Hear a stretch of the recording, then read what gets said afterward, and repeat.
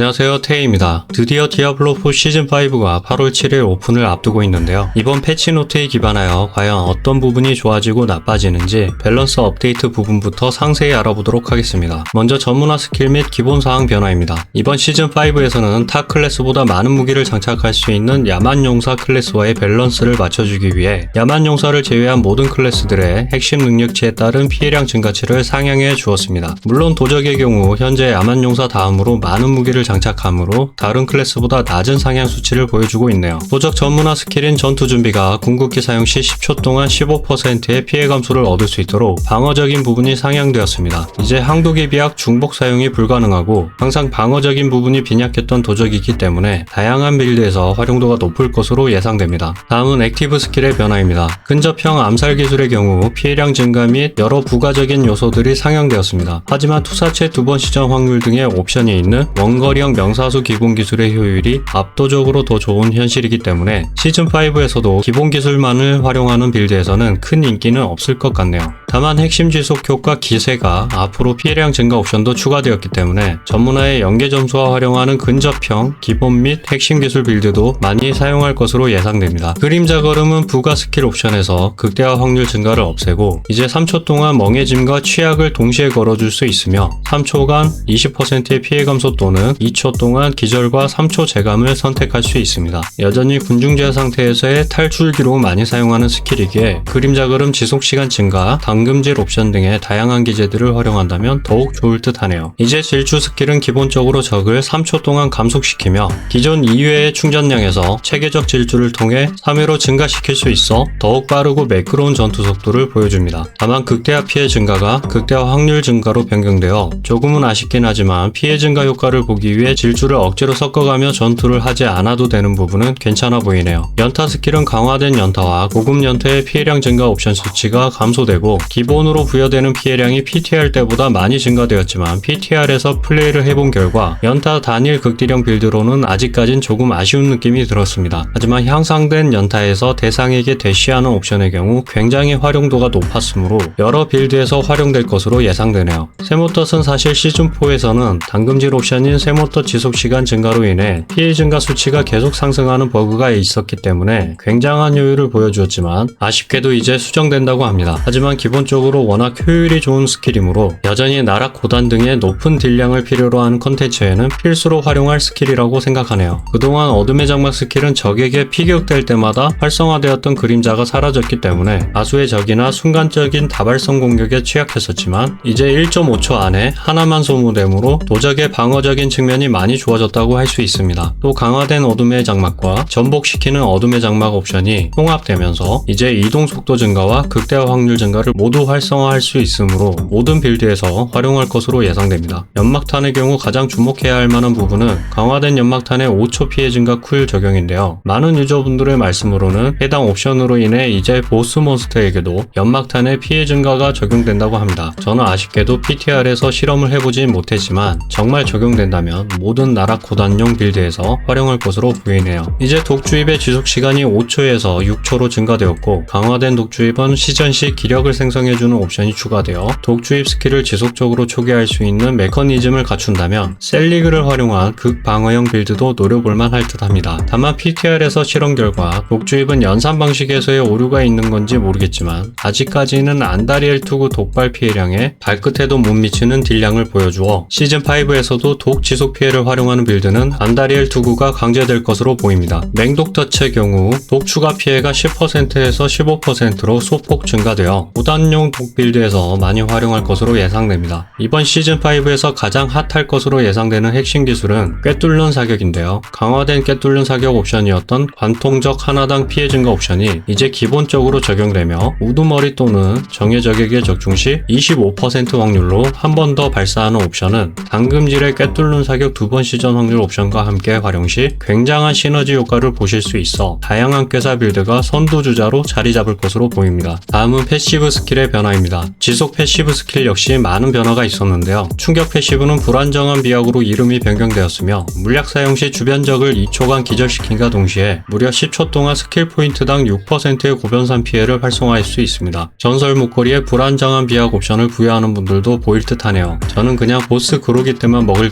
빠른 술수는 적을 멍하게 만들 때 피해 제거함 수치가 0.5초에서 0.25초로 감소되었지만 적을 뚫고 피할 때마다 적을 멍하게 만드는 옵션이 추가되었기에 도적 신규 유니크 갑옷인 칸두라스를 활용할 때 피하기로 몹을 모으는 형식의 전투에서 활용하면 좋습니다. 다만 보스 몬스터에게는 효율이 많이 떨어지니 칸두라스 활용 시 공격 시 피하기 제거함 옵션의 신발은 필수로 착용하시는 게 좋겠네요. 속임수 공격의 경우 PTR에서 활용했을 때 약간은 아쉬운 느낌이었는데요. 사실 넘어진 효과가 사라짐에 따라 응보의 위상에 기절 또는 쓰러짐 상태에 해당하는 중복 피해 증가 효과를 유니크 바람사를 활용하지 않는 한 활용하기 힘들어졌으며 변경 후의 효과는 군중 제어가 걸리지 않는 보스 몬스터에겐 적용되지 않았기에 약간은 애매한 패시브 스킬이라고 생각합니다. 자극은 핵심 기술 활용 측면에서는 피해 증가 활성화 조건부인 이동거리가 12m에서 15m로 소폭 증가되어 전보다 효율이 떨어지지만 피해 증가 효과가 유지될 동안에는 날쌘 몸놀림과 기만 기술의 피해가 포인트당 5%씩 증가되므로 질주나 그림자 걸음 또는 연막탄만을 사용하는 빌드를 만든다면 좋을 듯 합니다. 아기는 피해 증가 수치가 포인트당 3%에서 4%로 상향되었으며 활성화 조건부에 넘어진 적이 추가되어 취약에 걸린 상태에 넘어진 적에게는 이중으로 피해 증가가 적용될 것으로 보입니다. 다만 속임수 공격 패시브에서 넘어짐 효과가 삭제되었기 때문에 이제 유니크활 바람살 또는 절제된 질주의 넘어짐 효과를 활용해야만 적을 넘어뜨릴 수 있으니 참고하시길 바랍니다. 저는 시즌5에서 가장 좋아졌다고 생각되는 패시브 스킬은 연금술의 우위라고 생각하는데요. 이전까지는 중독된 상태의 적이 존재해야만 공속 증가가 활성화되면 물론 그마저도 15%라는 캡이 있었기 때문에 많이 아쉬웠던 스킬이었지만 이제 공속에 행적 확률 증가가 추가되었고 독 피해를 주기만 해도 8초 동안 유지되며 기술 등급에 따라 최대 캡이 5%씩 상승되므로 목걸이에 연금술의 우위 등급 플러스 7 옵션을 붙일 시 버킷2의 공속과 행운의 적중 확률을 무려 50% 증가 상태로 유지할 수 있는 사기적인 스킬로 바뀌었다고 말씀드릴 수 있습니다. 제기의 바람은 이제 기력 100 소모 시 행운의 적중 확률 대신 3초간 보호막이 생성되도록 변경되었으며 지속적으로 빠르게 기력을 소모하는 탄막 등의 난사형 빌드에서 많이 채용할 것으로 예상되며 보호막이 있을 때 피해 증가 효과를 볼 수 있는 자만하는 자의 위상에 활용해도 좋을 것으로 보입니다. 단순히 방어적인 부분만 놓고 보자면 당금지를 활용하여 제기의 바람 스킬 등급을 높여줄 필요가 있어 보이네요. 여파 패시브는 이제 궁극기 사용 후 기력 회복과 더불어 행동막대에 궁극기가 있을 경우 스킬당 매 초 0.5%씩 생명력을 회복하도록 변경되었습니다. 사실 포인트 3개를 투자한다고 큰 효율이 느껴지는 스킬은 아니며 당금질 신출귀몰한 생존자 레시피에 여파 등급 추가 옵션 등을 통해 증가시켜줄 때 어쩌면 방어적인 측면에서 그 효율이 좋아질 수도 있을 것도 같습니다. 시즌4에서 핵심 지속효과 희생의 피해 배수가 2번 적용되었던 버그가 시즌5에서는 수정됨에 따라 희생의 기본 폭발 피해를 50% 증가시켜 주었는데요. 사실 PTR 테스트는 희생 스킬이 정상 작동하지 않았기 때문에 현재까지 효율이 좋을지는 예상하기 어려운 상황이지만 기본 기술 심장 추적자만 놓고 보자면 신규 유니크 베라티엘과 냉기 고정 위상 등을 적용한 상태에 핵심 지속 효과 없이도 나락 101단 정도는 쉽게 클리어가 가능한 상태였으므로 피해를 토대로 적용되는 희생 폭발 피해 동안 괜찮을 것 같다는 생각입니다. 기세의 경우 이제 암살 기술이 아닌 기술을 사용하면 중첩 하나를 잃게 되지만 기절, 멍해짐 등의 적에게 적중시라는 중첩 활성화 조건부가 삭제되었고 최대 10회까지 중첩되므로 대부분의 중첩 효과 최대치가 대폭 상승했으며 5%씩 최대 50%까지 고변산 피해 증가 효과까지 챙길 수 있어 빼앗긴 원기의 위상에 있는 암살 기술 45% 피해 증가까지 활용한다면 나름 쓸만한 빌드가 만들어질 것 같습니다. 다음은 정복자 부대의 변화입니다. 정복자 부대에서는 여러 전설 로드의 옵션이 변경되었는데요. 시즌4까지의 영업비밀 전설 로드는 명사수 기술과 암살 기술을 번갈아 가면서 써줘야만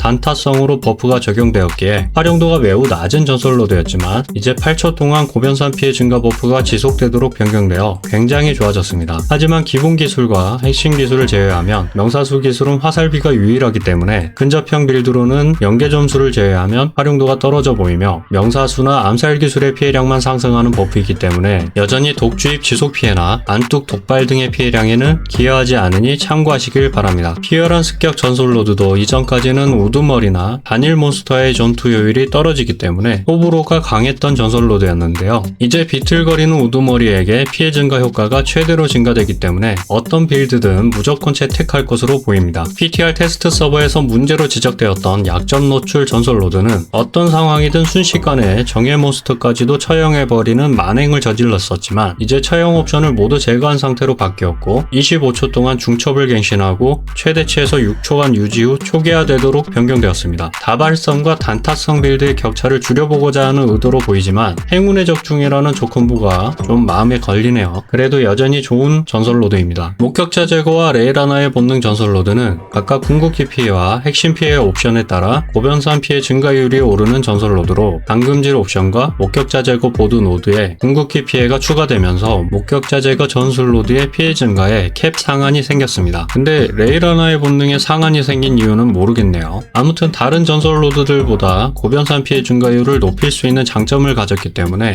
조건부가 좀 까다롭긴 하지만 버프 사이클을 잘 돌릴 수 있다면 빌드 세팅으로 염두해 보시는 것도 좋을 듯 합니다. 여기까지 시즌5 패치노트에 기반하여 도적 클래스의 밸런스 업데이트 부분에 대한 상세 정리를 마치며 다음 영상에는 신규 아이템과 기존 아이템들의 변화에 대한 내용으로 찾아뵙겠습니다. 감사합니다.